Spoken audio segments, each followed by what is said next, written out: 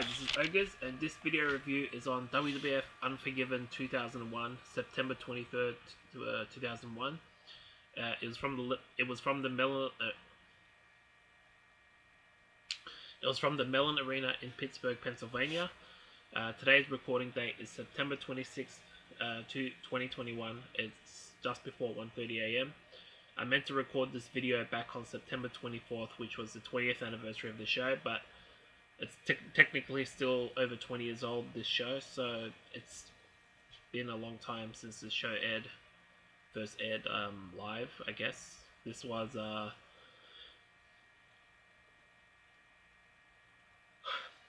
back in the days where you still had to rent videotapes to watch the big pay-per-views from the WWF. There was no WCW at this point, but the Alliance was a thing at this point during the invasion angle. One second. Whoa, excuse me. I didn't expect that to come out. Yeah, so I'm going to review this now, and I'll upload this to my channel as soon as it's done. Yeah, so what is the next thing I'm going to review? Oh, it's over there. I'll start with this one first. The opening of the show was Jennifer Holliday Sings America the Beautiful. The opening match was a fatal 4-way tag team elimination match for the WWF tag team titles. I just finished writing down the results for this. I have actually already watched this show as far back as 3 months ago, so back in June. I think it was, what have I got here? Yeah, June 10th, so that was over 3 months ago.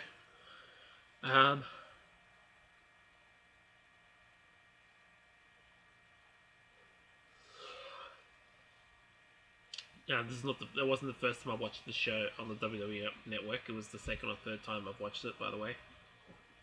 In the opening match, yeah, I already stated it. It was the Dudley Boys as the defending WWF Tag Team Champions versus Party Alliance versus the Hardy Boys, Matt and Jeff Hardy, versus the Big Show and Spike Dudley versus the Hurricane Lance Storm. So it was two teams representing the Alliance and two teams representing Team WWF. The first elimination was Sharon Dudley eliminating Hurricane and Storm from the match. The second elimination was Hardy Boys eliminating Sharon Dudley from the match. So WWF team eliminated another WWF team. Makes sense. And then the third elimination was the Dudley Boys eliminating the Hardy Boys, which means the Dudley Boys retained their WWF Tag Team titles. You see me in the frame? Yeah. So yeah. Then there was a promo backstage. RVD receives an offer from Stephanie McMahon in regards to helping him out in his WWF Hardcore title match against Jericho later in the show. Then there was an interview in the arena. Michael Cole interviews Kurt Angle's family. Then the second match on the show was Raven versus Perry Saturn, but Saturn ended up winning by pinfall, even though his mascot Moppy was already gone. I believe on the previous episode of SmackDown.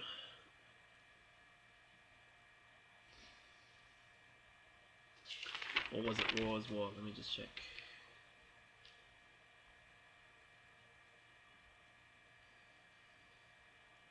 I know, it happened on the Raw as well episode, so it was 6 days before the pay-per-view, so yeah, it was just a match, it was there. It was my least favourite match of the show, Raven versus Perry Saturn, by the way. Then there was a promo backstage. Christian is ready to take on Edge. This match was one of my favourite matches on the show. It was Christian... hang on. It was Christian challenging Edge for the WWF Intercontinental Championship. They were both Christian was still in the WWF, but he was a heel now because he turned heel on his brother just a few weeks before this. But he ended up using a steel chair to low blow his brother Edge, and pin him to become the new WWF Intercontinental Champion. So there you go. And he had his new entrance music for this pay-per-view as well. 1 second.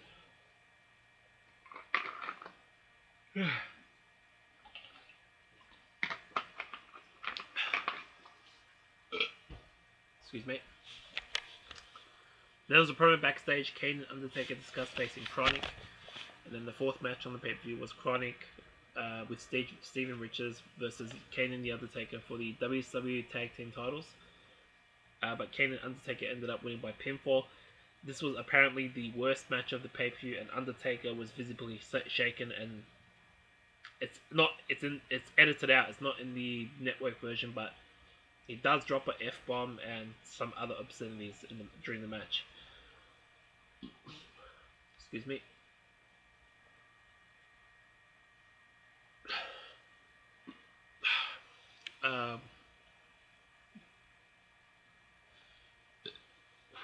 Then there's a promo backstage. Shane and Booker T prepare for their match. Then there's a promo backstage. Stephanie McMahon Helmsley searches for RVD. And then the fifth match on the show was RVD defending his hardcore title against Chris Jericho. Stephanie McMahon does come out towards the end of the match to try and help RVD win. Eventually, Chris Jericho tries to take out Stephanie, and then RVD takes him out. He hits the 5-star frog splash and retains his hardcore title as part of the alliance, by the way. And then there's a promo backstage. Shane McMahon and Booker T maintain their focus in regards to the handicap match against The Rock, which is coming up next, and it was match number 6 on the pay-per-view. Shane McMahon and Booker T challenging The Rock for the WCW title, but The Rock ended up winning by pinfall by pinning Booker T. And then there was a promo backstage. Tajiri speaks with William Regal. Then there was a promo from WWF New York. Stacy Keibler checks in from WWF New York. Then match number 7 on the pay-per-view, which was the semi-main event, was Rhino challenging Tajiri for the WCW US title. Tajiri had busted up ribs going into this match. He was out there with Tori Wilson, I believe. But Rhino ended up, I think, hitting the gore on him, winning, and he pinned him and became the new WCW US champion. Yeah, that was pretty much the nuts and bolts of that match. And then the match that I looked forward to the most, other than the IC title match, the opening match, the Intercontinental title match, and then the hardcore title match, the WCW title match was just there. Sorry about that. But yeah, Kurt Angle challenged Stone Cold Steve Austin for the WWF Championship. It was in Kurt Angle's hometown of Pittsburgh, Pennsylvania. Stone Cold was the leader of the alliance at this point. It made sense for Angle to win the title in his hometown, and especially after the events of 9/11. So eventually he ended up winning by submission, albeit Stone Cold actually had his, I think, arm under the ropes, but the referee didn't notice. But he became the new WWF champion. So it was kind of a way of protecting Stone Cold Steve Austin, even though he lost by submission for, I believe, that was the first time he ever tapped out in the WWF. No, it wasn't. Was it? Let me think about that. It's a really good one. He's passed out in a match from a submission hold, but that was WrestleMania 13 against Bret Hart. But officially, I think from what I remember, this was the first time he ever tapped out officially in a match. So that's it for this review of WWF Unforgiven 2001.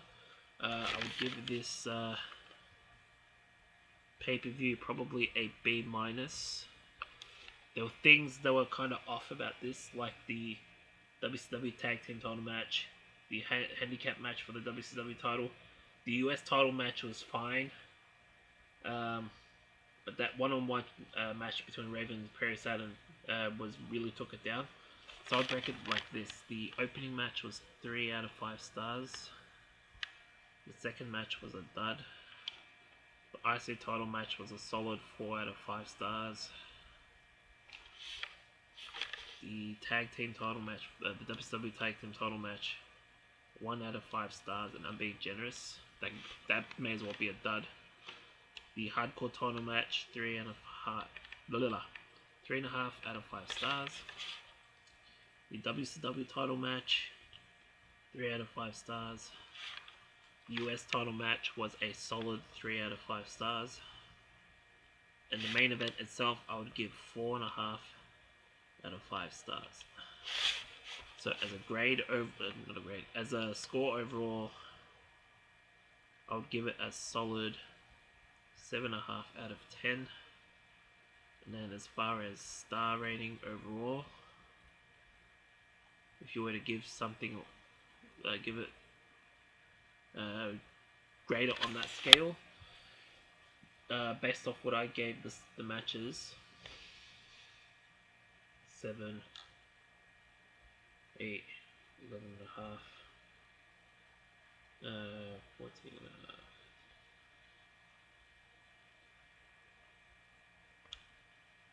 So what's 22 divided by 4? Hold on a second, let me just calculate this.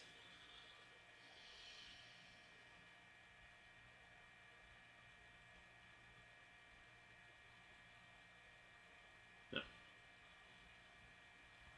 How many matches were there? 8.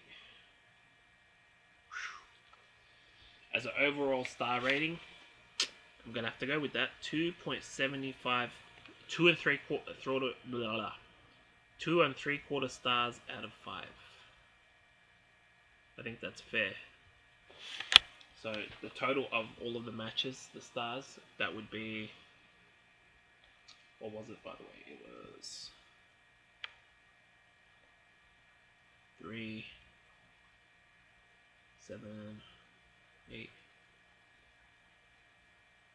It was 22 stars, that's right, 22. So how I calculated that was 22 divided by 8, because there was 8 matches on the card, which makes sense. And that totaled, that was equal to 2 3/4 stars for the overall pay-per-view. So that's, overall that's a B- for Unforgiven 2001. Let me know what you thought about the video review in the comments section below. Like my video and subscribe to my channel. Yeah, that's it for this video review. I'll try to find the intro to the Unforgiven 2001 pay-per-view and put it in the comments section below. And maybe the results as well. I'll do that in the next 10 hours. Yeah, because it's late right now. It's after 1:30 a.m. here in Australia. That's it for this video review. My next video review will be on the 2001 Royal Rumble, which I'll probably record after this or in the morning. But yeah, this has been Ogus. Peace out.